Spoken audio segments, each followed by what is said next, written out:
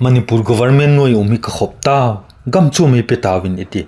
gal thu pi tak in khovel hello ko mamlo isu piteo pongsul zo nungo numei chapangon changa awak sako mipin tot bolna ne yu aku ngon ai chomle beilo tuni tingi muzo nai lo le atimo ilu changu khola ya fan piwa dai khuma ta ko ming ki boldana hem alungi mulo tam pi in lum kilelo om tuni hin zani dungai su pite gel mai le tuni tinga hin alungai pedok nom nai lo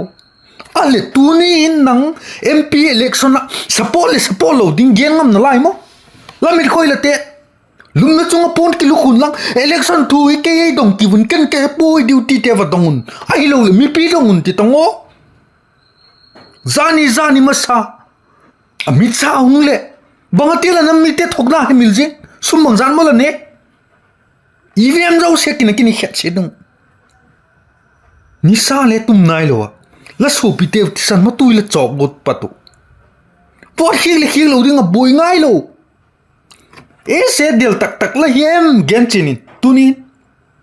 sul zana mei thal to I na deng del tak mai duty posung inam khan khoding gyang na ki din pia nang tuni la cham la umna yes or no la ti chet jeng thei ding nai sai lo pi